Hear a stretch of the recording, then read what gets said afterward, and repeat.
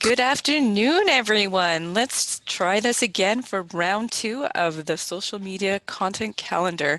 Again, we apologize for some technical difficulties that went on yesterday, but we look like we're good to go. So I see we have a couple again return people, so that is awesome. So let's get started. And if anyone, I'll go through that. Okay, so your hosts today are myself. I am the Member Services and Solutions Manager. And with me is Jessica, and she's the Trade Show and Events Manager. Some quick housekeeping items. All attendees are muted, but you should be able to hear both myself, Jessica, and on the other side is Charmaine. If you have any questions that you need to ask, there is a chat button on the bottom of your screen.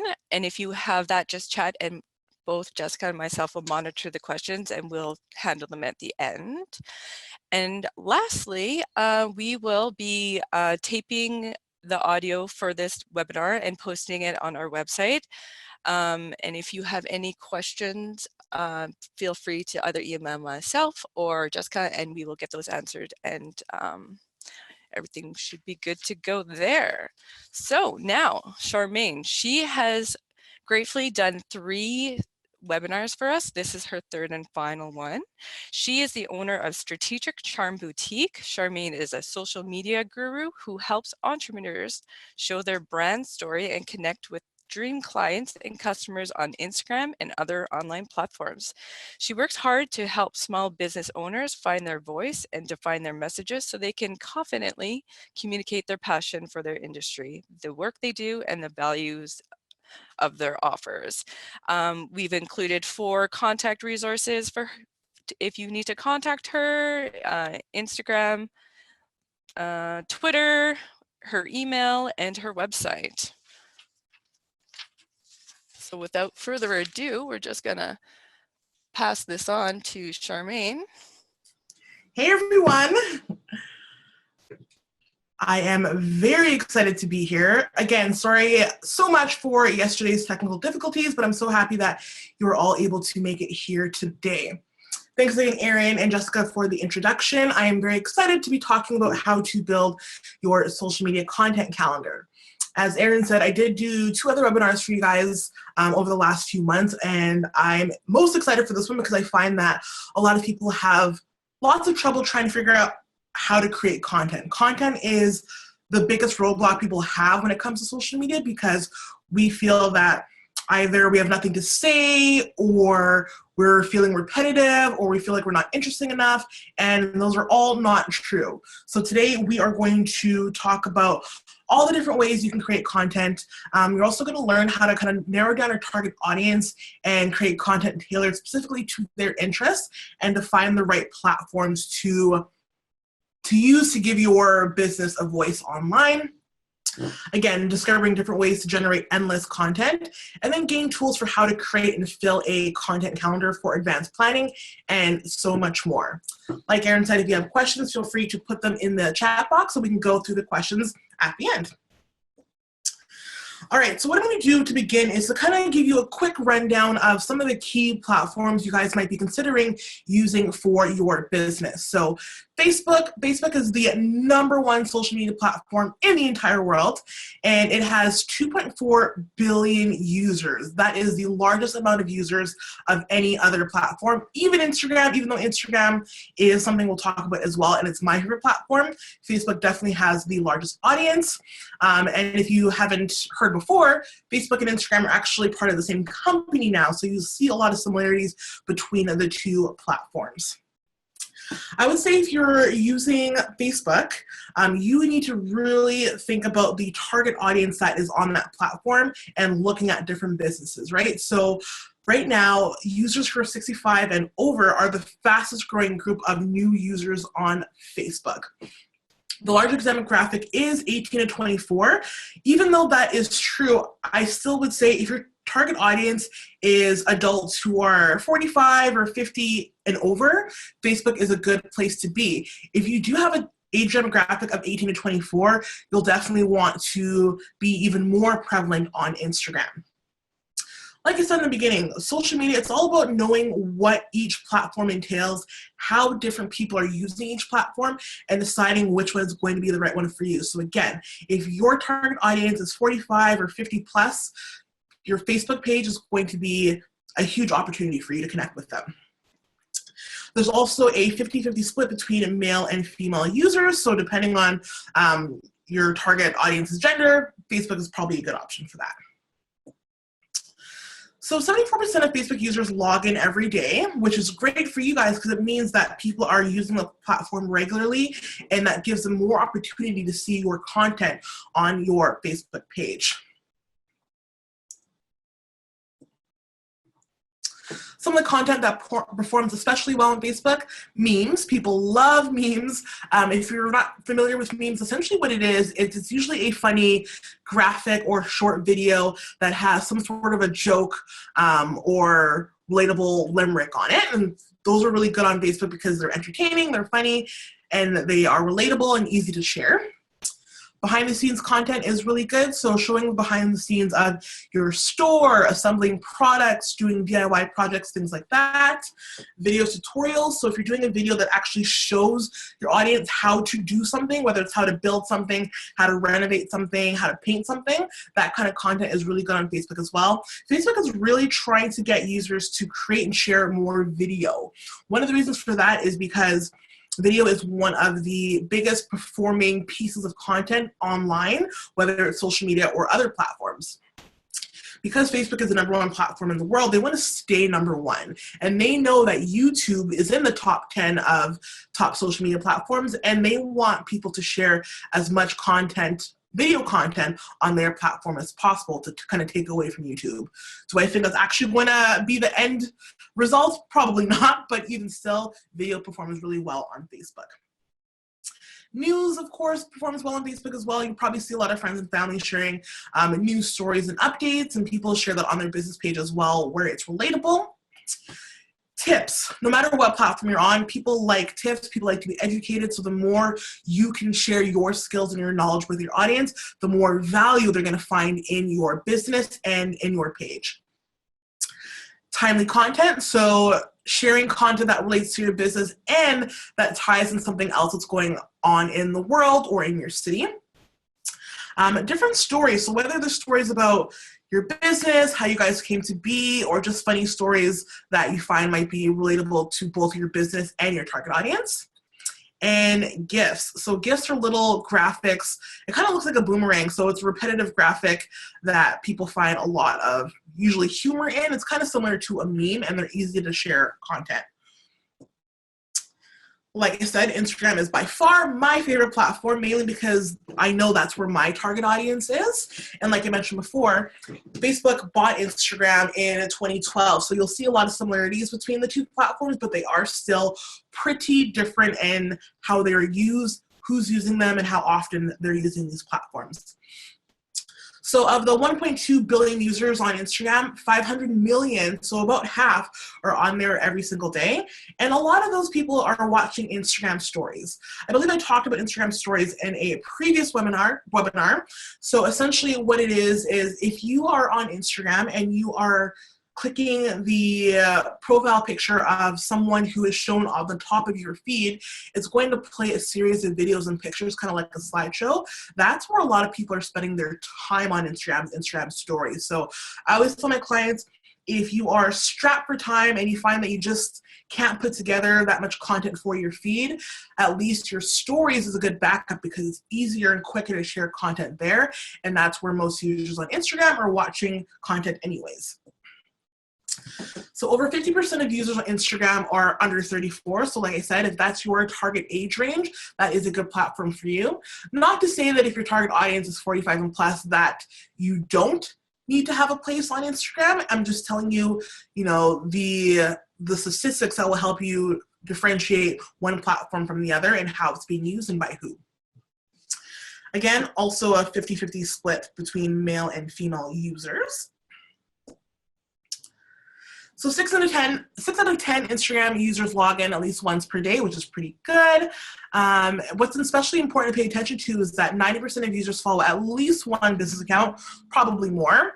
when Instagram first started, it was a platform that was mainly for people just sharing selfies, pictures of their food, just like updates and pictures of their friends and family and things like that. But over the years, Instagram has done a good job of really showing how it can be used as a business tool, how to grow your online business community, drive traffic to your website, drive traffic to your physical location, and increase sales. So there is a huge benefit of having a business presence on Instagram. Content that performs well on Instagram, quotes. Again, whether they're motivational, funny, inspirational, quotes are great because it's easy to share content. And that's what you want. You want content that your audience feels that they can share with their audience as well. The more people share your content with their audience, the more people are going to be driven back to your platform, your feed, and want to engage with your business, right? So quotes is one way to create that shareable content. Again, behind the scenes performs especially well on Instagram, especially in your Instagram stories. Video tutorials are amazing. Like I mentioned in a previous webinar, the longest video you can share on your Instagram feed is up to a minute. However, with IGTV, which stands for Instagram television, you can share videos of up to 10 minutes if you have less than 10,000 followers. And that is pretty good too because, again, Instagram and Facebook are connected and they're both trying to take over YouTube, which I don't think is going to happen, but I give them kudos for their efforts. But with your IGTV, it gives you a chance to create longer forms of video. So if you do have video tutorials, DIYs, things like that, that's something you can definitely share on Instagram as well. Giveaways also perform well on Instagram because people love free stuff. We love it.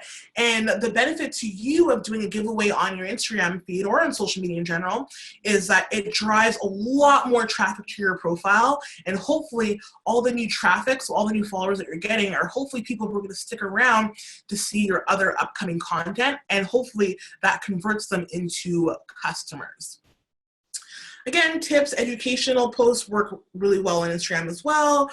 Timely content and stories. So Twitter, I don't talk about Twitter that much, but there is a lot of value in using this platform. And I think for some of you guys, this might be a good platform for you guys as well. There are still a lot of users on Twitter, even though I find Instagram and Facebook are getting a lot of attention. Twitter is still pretty high in the rankings, and there is a place for Twitter in business. So 63% of Twitter users are 35 to 65. 66% of Twitter users are men, which is kind of interesting. Not to say that if your target audience is women or you want more of an equal balance that you can attract more women on Twitter as well, but it's just nice to know the statistics behind the platform. So with Twitter, it's kind of interesting because it's shorter pieces of content. So people aren't spending as much time on Twitter as they might be on other platforms, but usually if they're spending about 3.5 minutes or so, that's enough time for them to see lots and lots of content, right? So it might seem like a short amount of time, but trust me, it's actually a lot. A lot of businesses are using Twitter as a marketing tool, especially if your business is B2B. So if you have a business where you're targeting other businesses, Twitter is a great way to make those connections. 500 million tweets are sent each day, which just shows you that if you are going to use Twitter for business, it's important to share a fair bit of content. I'm not saying you have to spend all your days tweeting away, but Twitter feeds move so fast. So if you're only tweeting once a day, chances are it's going to get missed. Like the other platforms, content that performs well on Twitter, quotes, videos. What's different here is Twitter chats. So a lot of you might not have heard about that before, especially if you're new to Twitter. Essentially what that is if you want to host a Twitter chat, you pick a date and time. So say you want to do one Thursday at 3 o'clock p.m. You kind of promote that throughout the week, let your audience know that Thursday at 3 p.m. you are going to do a Twitter chat all about how to I don't know, build a treehouse. That's my go-to example.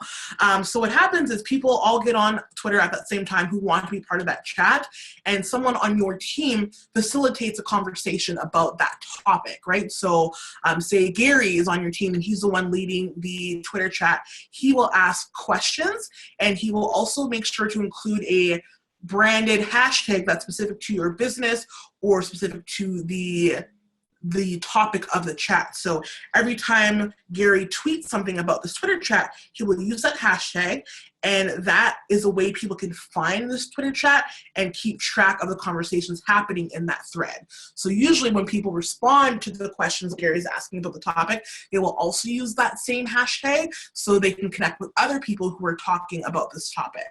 Usually Twitter chats are about 30 minutes. Some people have done an hour. I think an hour is way too long for a Twitter chat. I would keep it to 30 minutes or less if that's something you wanted to do. Another thing that's great on Twitter, which is also great on Facebook as well, is creating polls. So polls is a way to survey your audience about something, right? So you can ask them, what type of DIY project are you working on this weekend, and give them a list of 3 or 4 options, or any question that you want the answer to, right? So that performs especially well on Twitter and Facebook. You can do that on Instagram as well, but that has to happen in your Instagram stories. Pinterest. Pinterest is another platform I really love, and it's something I want to start using more strategically as well. It is a lifestyle platform, and it has 322 million users, which is quite a lot. So the median age of Pinterest users is 40. The majority of users are 40 and under, and most Pinterest users are women. Like I mentioned, it is a lifestyle platform, so the types of things you'll see on Pinterest is a lot of fashion, health and wellness tips, home renovations, home decor ideas, DIY projects, crafts, things like that. And I think a lot of you would have a place on Pinterest for your business. I find that a lot of your target audience would be searching for the types of things you would share. So Pinterest is definitely a valuable tool. So 85% of women on Pinterest use it to plan life moments. So usually things like planning weddings, planning birthday parties, anniversaries, again, renovations, things like that. People are planning on buying their ideal home within the next 5 years are also on Pinterest. Again, they're searching for home decor ideas, renovation ideas, DIY ideas, and a lot of things are going to help them make their decision. Again, women are also really influenced by Twitter when it comes to shopping and making buying decisions, because essentially when people are Pinterest. When people are pinning things, the pins link back to a website that either gives more information about that topic or sends them to a sales page to buy something. And that's where a lot of people, again, are making their buying decisions where Pinterest is concerned. Now, I know we're talking a lot about women, but there are a lot of men on Twitter as well. There are enough men on Twitter to make it a valuable platform if your target audience is men or both. I keep saying Twitter. Sorry, guys. I'm talking about Pinterest. Luckily, you can read along. A lot of men on Pinterest are dads, and they're usually looking for things that are helping them plan for fatherhood, or, again, looking for DIY projects they can do with their kids as well. So, again, I think for a lot of you, Pinterest, not Twitter, Pinterest will be especially useful and a great way to build your community. Again, content that performs well on Pinterest, so DIY projects, quotes, videos as well, things that are seasonal, whether it's seasonal, again, DIY projects, tips, things like that, tutorials, and blog posts. Now, this is kind of a side comment, but if you have a website, you should absolutely have a blog. Having a blog helps you build your SEO, so that's your search engine optimization, which essentially means that it helps you show up higher in Google rankings, right? So if someone's Googling something related to your business, ideally you want to be on the first page, because how often do you Google something and scroll to the second page, 5th page, 10th page? Probably not often, right? So you should absolutely have a blog, but that is a topic for potentially another day. All right, so again, I just wanted to run through some key platforms with you to kind of give you an idea of how they're being used, who they're being used by, what type of content performs well on those platforms, and how your business can take up some of those spaces. So now we're going to get into the content calendar portion, which I'm excited about. So you're probably wondering, what is a content calendar? Essentially, it's a spreadsheet or a chart or a calendar of social media topics and goals.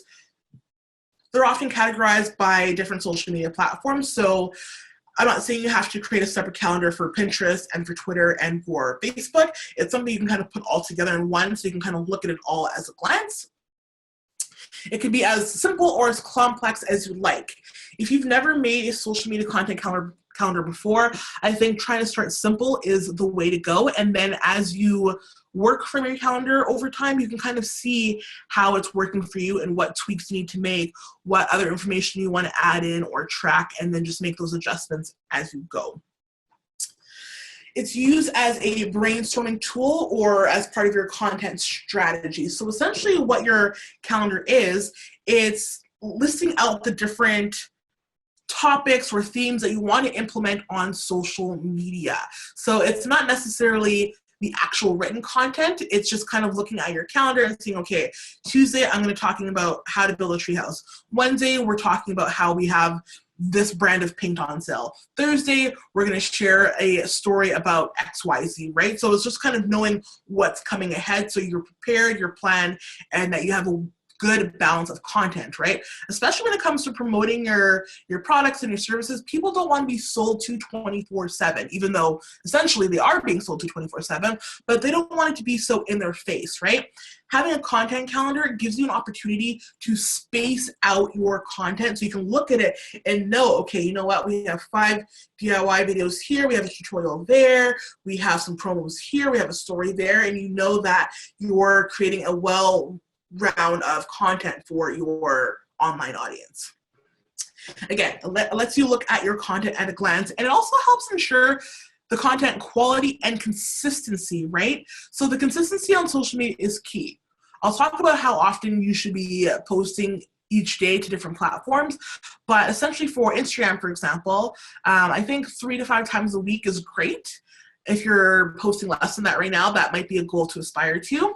But even more important than posting 3 to 5 times a week is just being consistent. If for some reason you can only post to social media twice a week, that's all you can handle, that's all your team can support, that's fine, but keep it consistent. You don't want to post twice this week, not post for 3 weeks, and then post once again a month later, right? Because it's that consistency that's going to keep your audience there, engaged.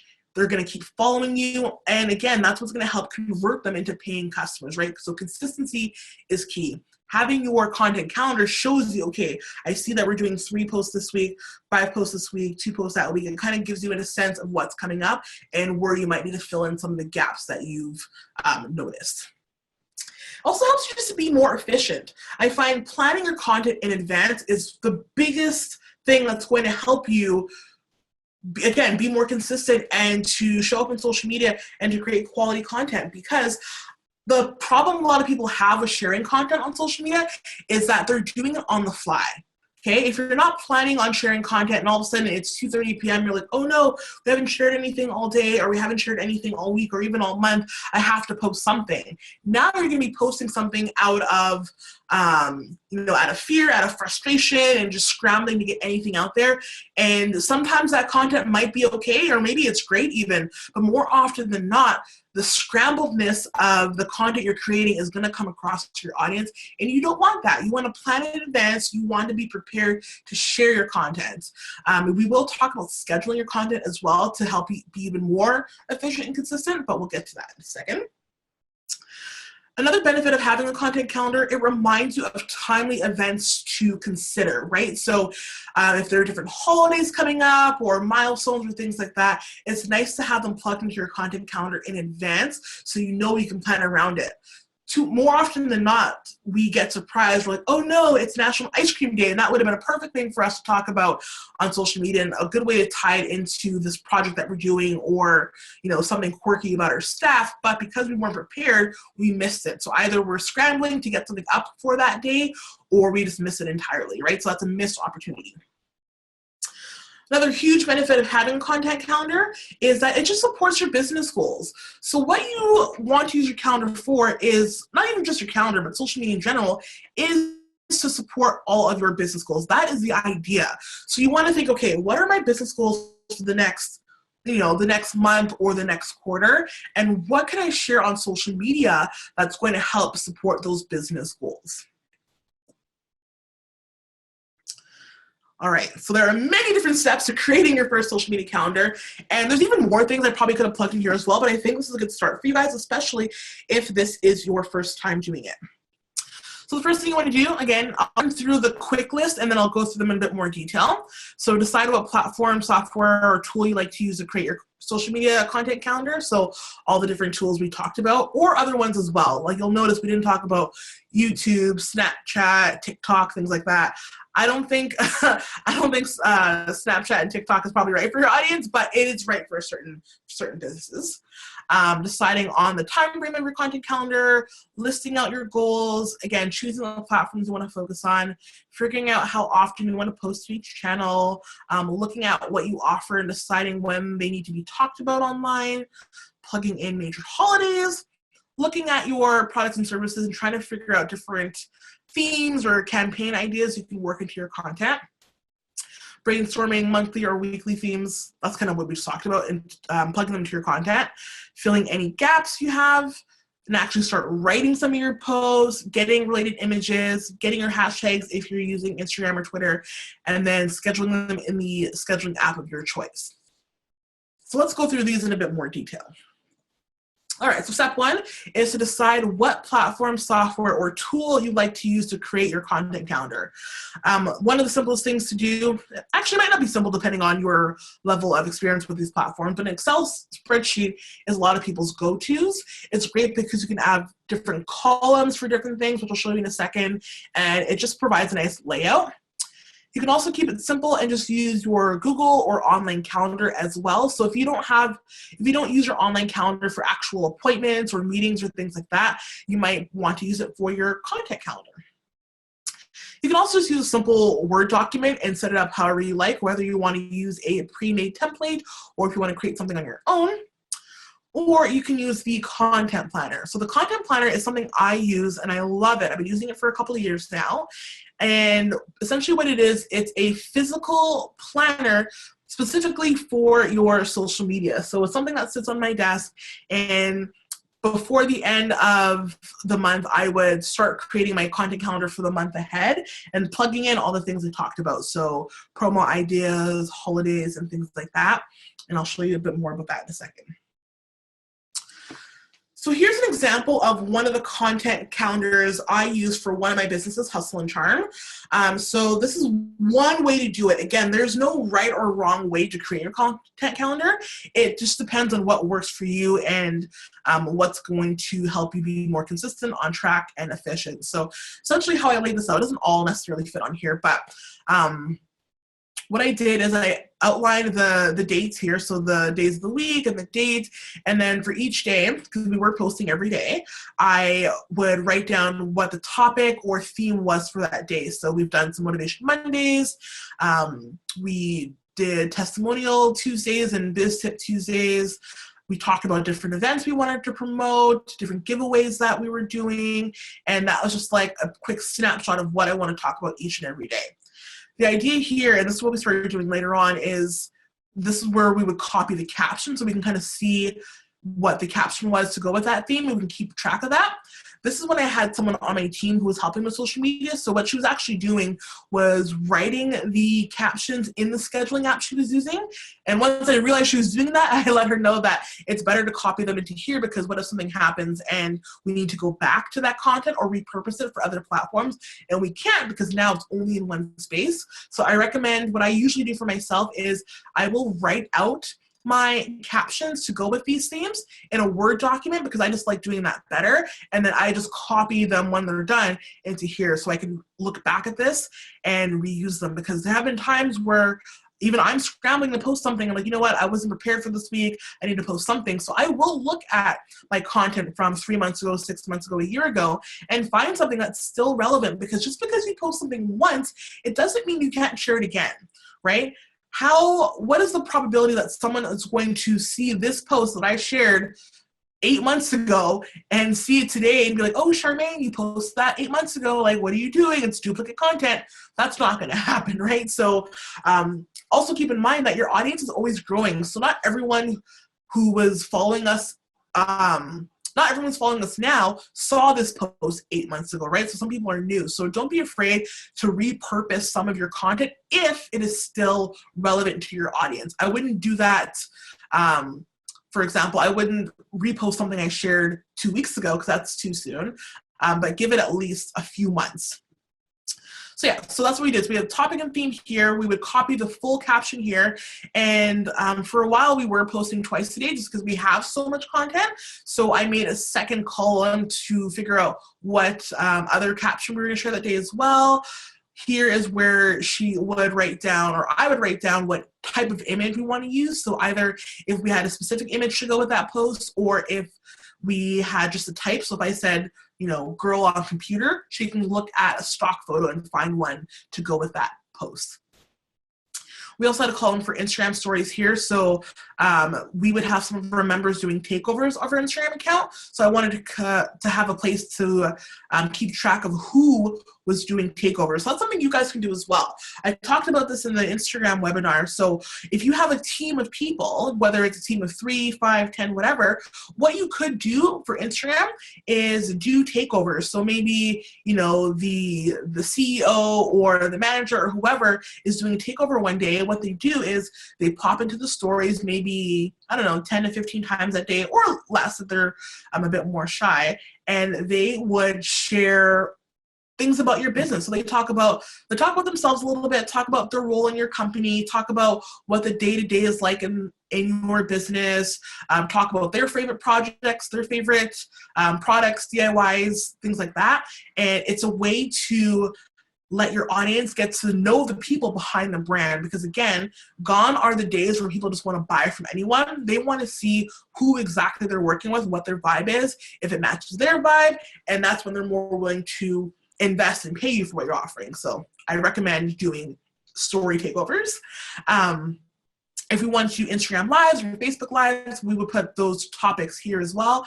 And then I leave a space for notes so I can let her know either what time to post or anything else I need to say. And then I have another column beside that where she has notes for me as well. I also use this to keep track of our followers. Followers aren't everything, but it is an easy metric to measure consistently, right? So I like to look at where we start at the beginning of the month and then see how we're growing, right? So we've grown significantly since last year, which is awesome. Down here, you'll see that, again, we have different platforms we're using. So right now we're in the Instagram tab. There's also a Facebook tab. I also have a couple of groups that I run as well. We have the blog, we have newsletters. Each one is a different tab. So the layout is pretty similar, but it would say, again, Facebook topic, Facebook caption, and what have you here. So all the platforms you want to use, you can make different tabs for them down here.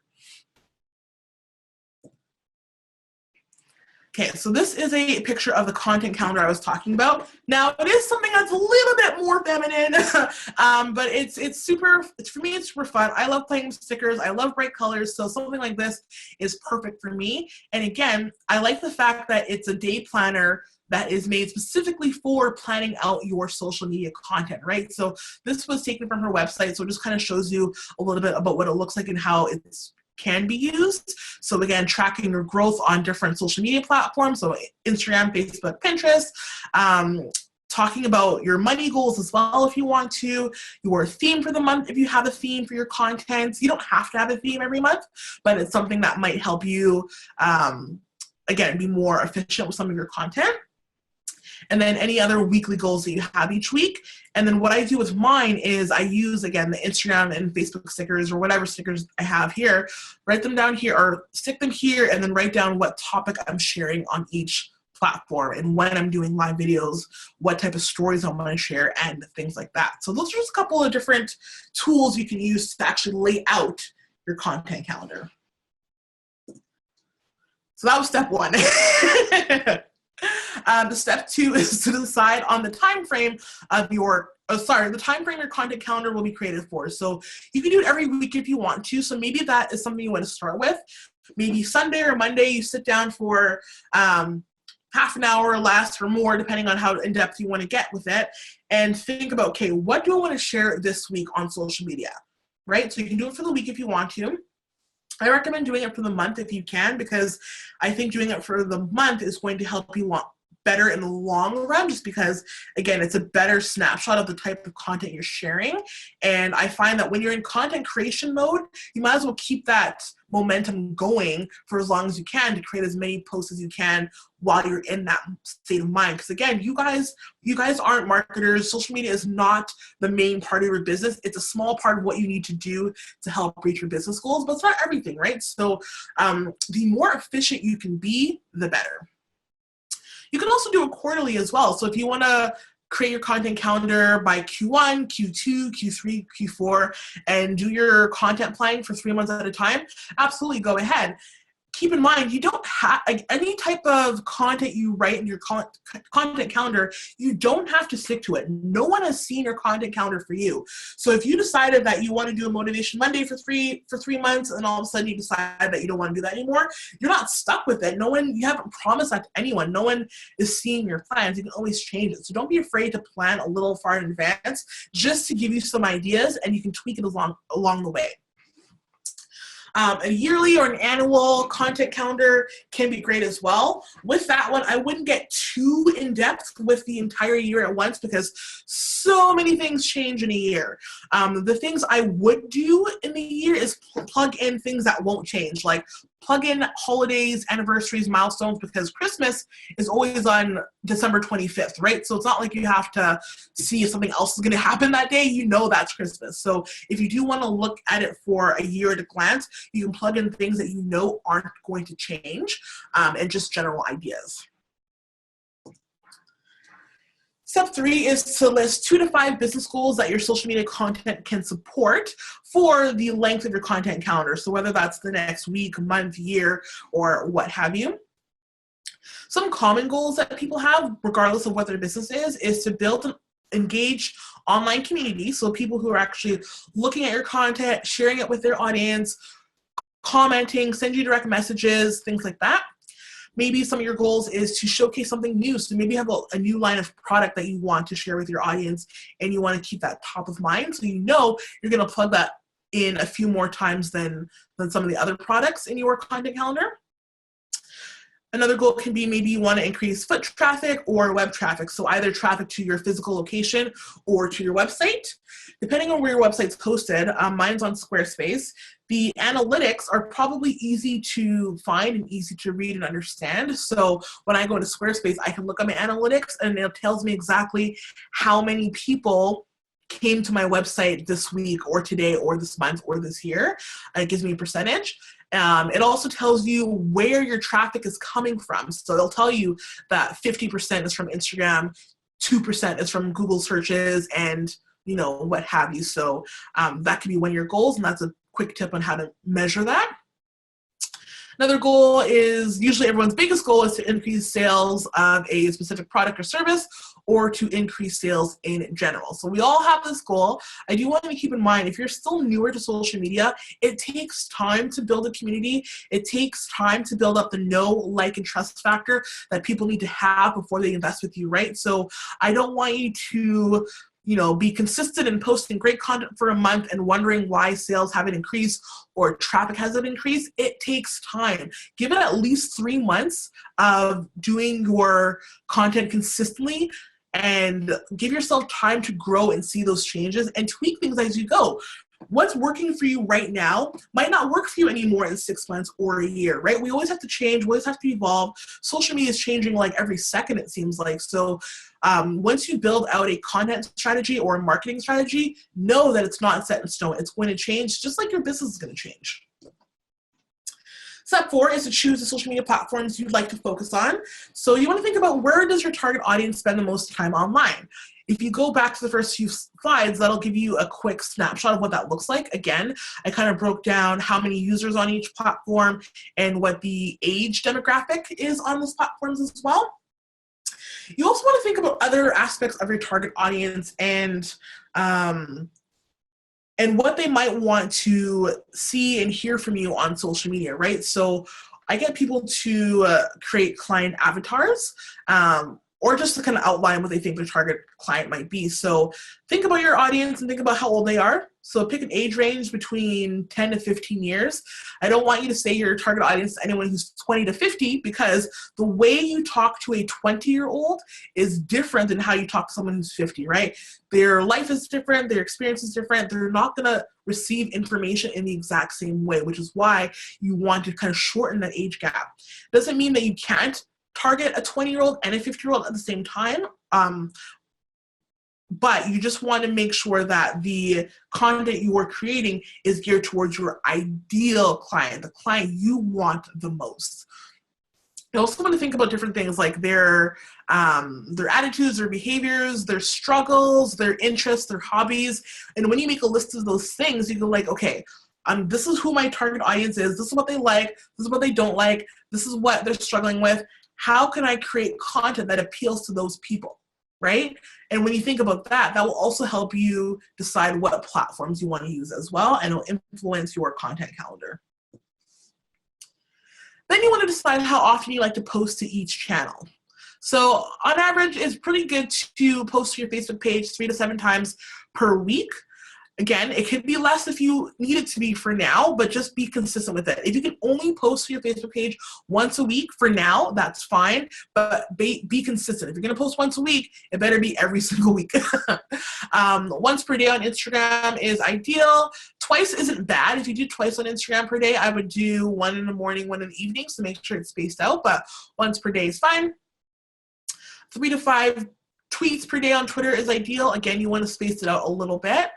3 to 5 pins per day on Pinterest, and 2 to 3 times per week on LinkedIn. So I don't think we talk about LinkedIn too much, but LinkedIn might be a really good option for you guys as well. LinkedIn is especially good for B2B, so business to business. So if you're trying to target, like, I don't know, other realtors or things like that might be a good avenue for you. And 1 video per week on YouTube is good as well. So if you do have a YouTube channel, or you wanted to create a YouTube channel, I think that would be beneficial for you guys, especially because what I really want you guys to do, again, I know all your businesses are a little different, but if you have a business where creating DIY tutorials makes sense for you, that's going to be huge. That's going to be a huge part of your content. That's what's going to make you engaging, and that's what's going to grow your audience the fastest. I know creating videos seems a little daunting, but there are tips and tricks to make it less of a hassle.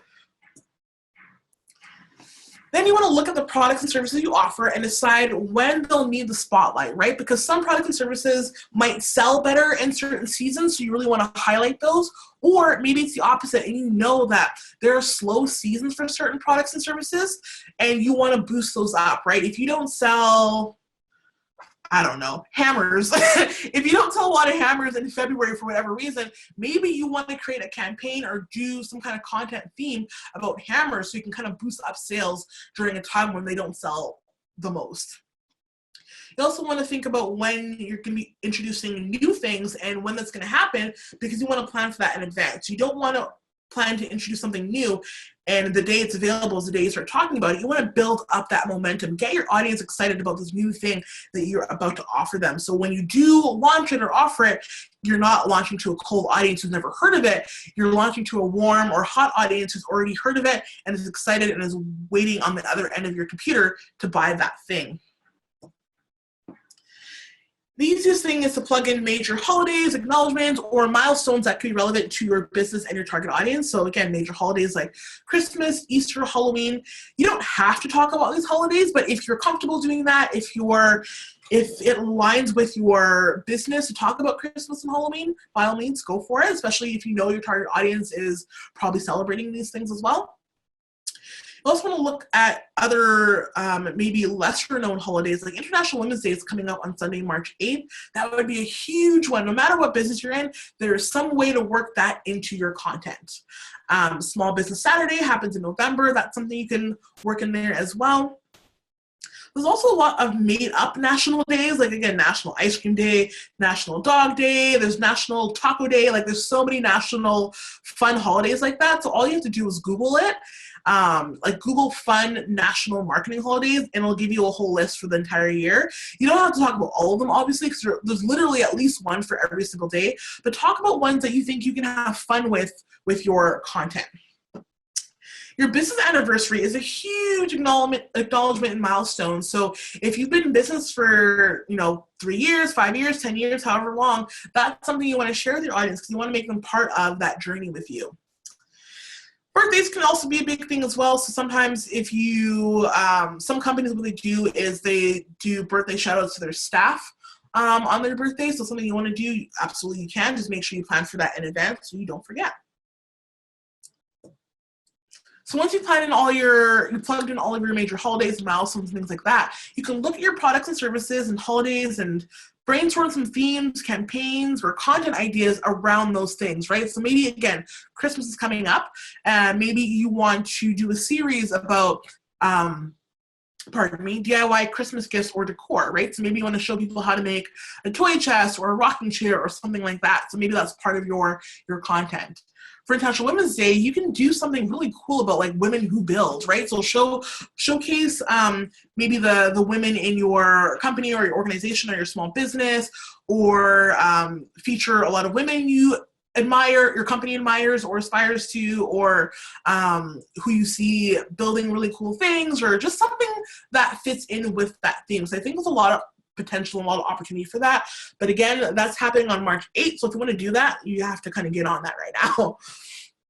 National Ice Cream Day is, again, it's another fun, like, made-up marketing holiday. So why don't you do something cool where you bring your staff ice cream and show that on social media, right? That would be great to share on Instagram, for example, or Facebook as well. Or ask your staff, like, if you're an ice cream cone, what kind of ice cream cone would you be, right? There's different ways you can have fun with it. You don't have to have fun with every single little holiday, but it's an opportunity to create that engaging content. Again, your business anniversary could be a big deal.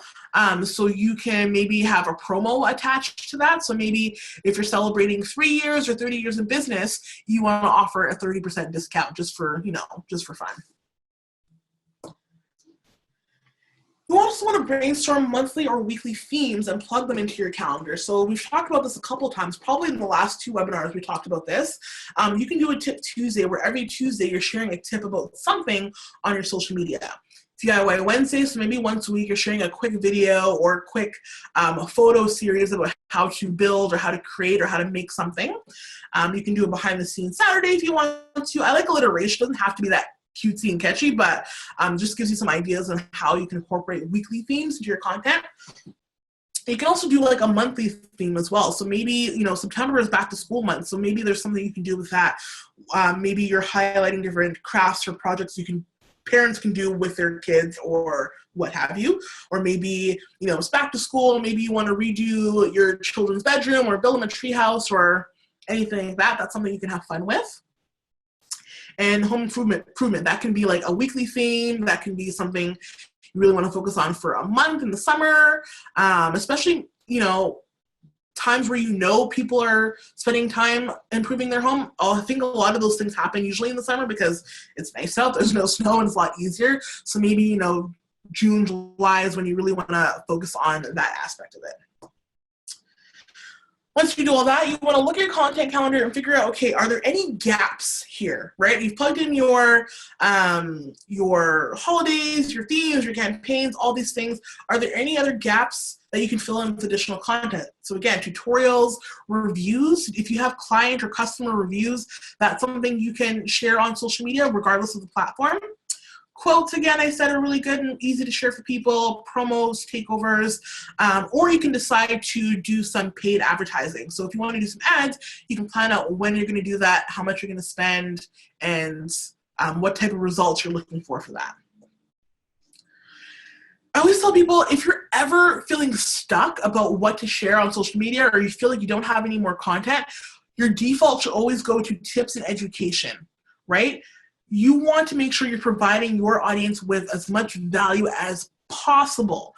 The more value you can share with your audience, the more they're going to trust you and invest in what you have to offer them and actually pay you for what you do, right? So you really want to hone in on things you can teach, because no matter how long you've been in business, no matter how much you know about the industry, you know more than someone, which means you are an expert in what you're doing, right? So one exercise I get my clients to do is to pick one topic. Okay, I'm gonna pick something I know about, so it's easier for me. Instagram would be too big a topic. I would pick hashtags, for example, something a bit more simple. So that's my one topic I'm picking. Now I want to think about, okay, what are at least 3 things I can teach about hashtags? Well, I can teach you that there are banned hashtags on Instagram that might get your account invisible or shut down. There are, you can follow hashtags on Instagram if you want to, so you can follow them to connect with multiple people who use the same hashtag, and you should put your hashtags in the comment section as opposed to your caption whenever possible, right? So that's 3 things I can teach about one topic, and I can absolutely break those down further to create further lessons and create more content about that one little thing, right? So even with hashtags, I created a whole blog post with 10 tips about hashtags.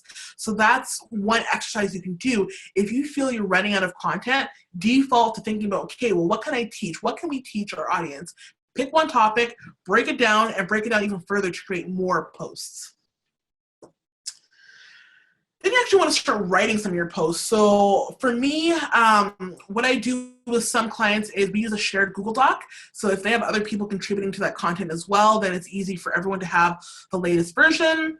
Short and sweet is better than convoluted and complex. So if you are someone who feels like, oh, I need to write these super long captions because that's the only way I'm going to get all the information in there, that's not what you have to do. Not to say that there isn't a place for longer captions. Facebook is a good place for that, but I'd rather you create content that's just short and sweet and to the point and full of value or entertainment or things like that, as opposed to spending so much time creating a few posts that are super long. When you're writing, write with your target audience in mind. So think about your ideal client, and when you're writing a post, make it seem like you're writing them an email or you're writing them a letter. Because if you're writing with your target audience in mind, what's going to happen is your target audience is the one who's going to find you and engage with your content.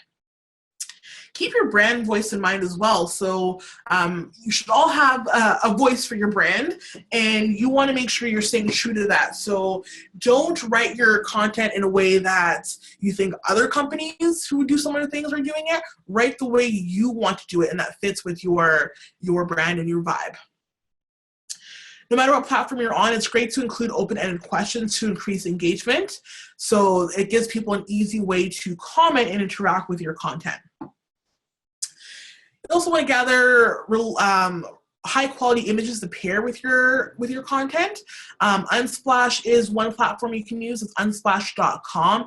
It has thousands upon thousands of stock photos, just like this one that you see here, that will make your feed or your social media platforms look good, especially on Instagram is where you want things to look nice. Instagram and Pinterest. Facebook and Twitter doesn't matter as much, but Instagram and Pinterest, you definitely want to have some strong visuals. Canva is a way to create graphics for your social media content, but they also have stock photos there as well. There are some that you have to pay for. I think most of them, you have to pay like $1 US per image. So I don't usually use Canva that much for stock photos, but it's an option if you want to. You can also look and see if you can find a stock photo subscription. So usually you pay a monthly fee and you get access to new photos every single month, depending on who the subscription is with. So that's one option for you guys. And of course, you can hire a photographer. A lot of people, we don't want to hire someone to take photos because we have phones, and phones are great and they can produce really good images. But if you really don't know what you're doing, it makes sense to hire a professional to help you.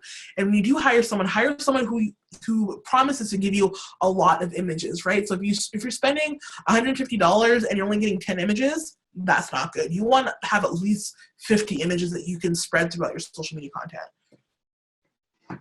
When it comes to Instagram and Twitter, you want to research your hashtags to pair with your written content. Hashtags on Instagram and Twitter, I guess, they make your content more searchable.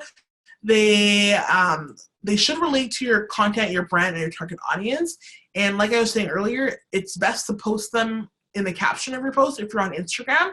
On Twitter, you just put it wherever it fits within your tweet. But yeah, there's some general rules with hashtags here. I did talk about this in another webinar as well, but here's just a quick list of them. You want to make sure you have your hashtags ready, so when you do schedule your content, you have them and you're not having to search them at the last minute. Then you want to choose a scheduling app to bring all of your content together. So these are some apps that people use on a regular basis. I use Planoly a lot for my clients. Later is another one, later.com, that I used to use back in the day, but it's similar to Planoly. It's pretty much the same type of platform. There's also Buffer and Hootsuite, but these are the two I recommend the most. And I'm actually going to show you Planoly really, really quick. So let me just pull it up here. So this is Planoly. There is a free version of it. So the free version, it allows you to upload at least 30 images per month that you can schedule. And for a lot of you, I think that's probably enough. There are paid versions as well that give you different features, but I would start with the free version and see if that's enough for what you need. So essentially what you can do here is you upload all the images that you want to share, whether it's, 10, 15, 1, whatever you want, and then they're all stored right here. Then you can click on one of them. Here is where I would copy and paste a caption that I've written in like a Word document, but for now I'll say this is a test. There we go. And then it allows you to store in your hashtags here as well. So if I go here, I don't have hashtags in this group. Okay, if I had hashtags in this group, they would all be saved right here, and it would allow me to upload my hashtags to this post. And then I can also put in my location, so I can type in Winnipeg. So when this pops up, this is for Instagram, by the way. Planoly can also schedule Pinterest as well, and Facebook too, actually, but I just don't use it for Facebook. You can put in your location there, and you can set it to automatically post to Instagram. So if I say I want this posted Saturday at 2:15, save it, give it a second, and then it'll pop up where I schedule it. So it's right here. Charmaine? Yes. Charmaine, we can't see the Planoly. You can't see it? No. Sorry. Yes. Could you? We can only see the PowerPoint. No. Yeah. Could you share the next screen? I think you might have to close this one. Thanks. No worries. Sorry, guys. Okay. Can you see it now? Yes, we can see it now. Perfect. Oh, that's Sorry, excellent. Guys. Thanks. So this is Planoly. Like I was just saying, you would upload your images here. When there's a U there, that means that it's unscheduled. So you can click on an unscheduled post, and then it'll bring it up here. And again, I write all my captions in a Word document. So normally I just copy and paste, but for now I can just write, this is a test, and that's my caption. So again, this is me scheduling an Instagram post. I can also choose to have it automatically posted to my Facebook page as well. You can also use Planoly for Pinterest, which I've never done, so I won't show you that, but it is an option. Here is where you can pull up your set of hashtags to add to your post. I don't have any for this account because I just created this Planoly for Hustle and Charm recently, so I don't have them in here yet, but normally it would be added into your caption as well. You can pick your location if you want, because having your location in your post helps make it easier to find from that area. And then I just pick a date and time to schedule it. So I'm going to say we're going to schedule it for, March 13th at 2:45 p.m. Automatically post to Instagram. Yes. Save it. Takes a second. And then, okay, so I scheduled that for March. So that pops up here. So it shows me that on March 13th at 2:45, this is automatically going to post. If I need to change it or move it around and I want to share it on March 10th, that's my birthday, I can move it around easily, and that's fine. You can move it anywhere you want to. If you want to edit it, you just click on it again, and then you can go back to it and edit it or delete it or whatever you want to. So I'm just going to delete that just so it doesn't go, because I will forget to unschedule that. Let me just do that. The other one, I'll do that after, but yeah, so that's Planoly. That's just a quick overview of what that looks like. And later.com, the other platform I mentioned, is similar to this. It's a different layout, but it's the same idea where you can upload images, copy your captions in there, pull your hashtags in there, and schedule them to go out automatically. Here is where you would add your different hashtag groups if you wanted to. So you would just create a group, name that set of hashtags, and then copy them in there once you've researched them.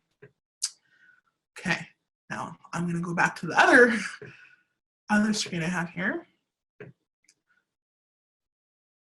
Perfect. So yeah, so those are some scheduling apps you can use. And then again, these are some content ideas that I had in one of the other webinars, just to give you a bit of an idea of what types of content you can work into your content calendar if you're ever feeling stuck. There you go. Thank you, Charmaine. That was amazing. That's You're great. welcome. That was really interesting. That Planoly thing, I've never seen that before, and that is very cool. Actually, I've just never seen something like that before. So we did have a few questions come up while we were chatting. One specifically around, and if anybody does have a question, you can just use the little chat function at the bottom of your screen there and send a message to myself and Erin, and we are watching them right now. Let's just pull them up here if anybody has any questions. So one of the questions came up was around hashtags. Where or how do you research hashtags? Is there a central place on the internet that everyone goes to, or is it really like you just have to spend some time researching it? You have to spend some time researching it. Okay. So essentially what you do is you just type in a hashtag into the search bar of Instagram, for example, and you just look to see how it's being used, how often it's being used, and if it looks like it's a viable hashtag for your business, you just copy and paste it and then add it to your list. Oh, okay, that's interesting. Now, around those scheduling apps, the Planoly, the Later, the Buffer, what platforms do they show, like what platforms can you use in those? Is it just Instagram, Twitter, and Facebook, or are there multiple different platforms you can use? So with Planoly, you can use it with Facebook, Instagram, and Pinterest.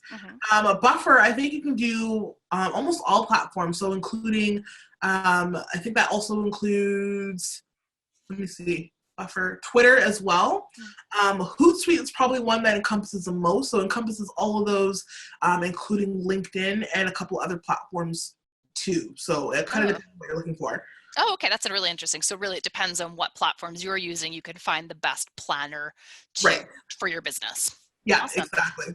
So this was a question that came up from a few people, which was about reposting someone else's content. Is that a good idea, a bad idea, and what is involved in seeking permissions to repost other people's content? For sure. So again, I keep defaulting to Instagram. So if you have the repost app, that makes it easy to repost someone else's content, and it tags them in that as well, so they know that you're sharing it.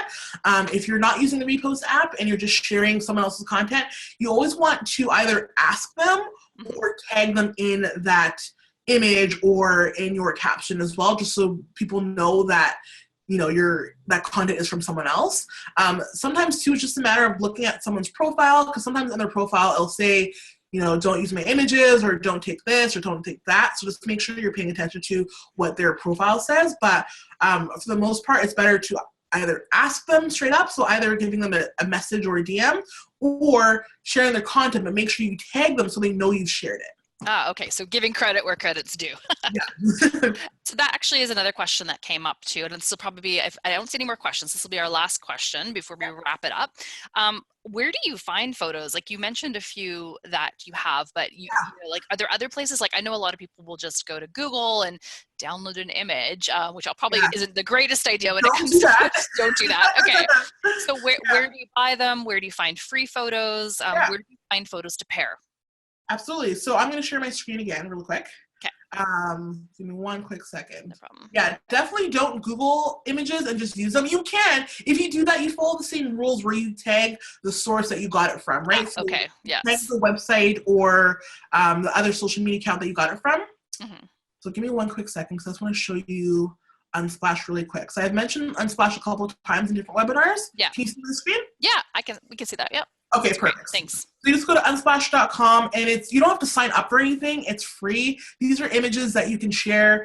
You can choose to credit the photographer if you want to, but you don't have to. Oh, okay. Essentially what it is, it's photographers creating accounts and uploading images for you to use. What I like about this, one, that it's free. Two, it has a really good search functionality. So if I want to look for lumber, for example, I literally just type in lumber and 6,000 photos are going to show up here. So I just scroll and find what I want for whatever content I'm sharing, and I'll click on it.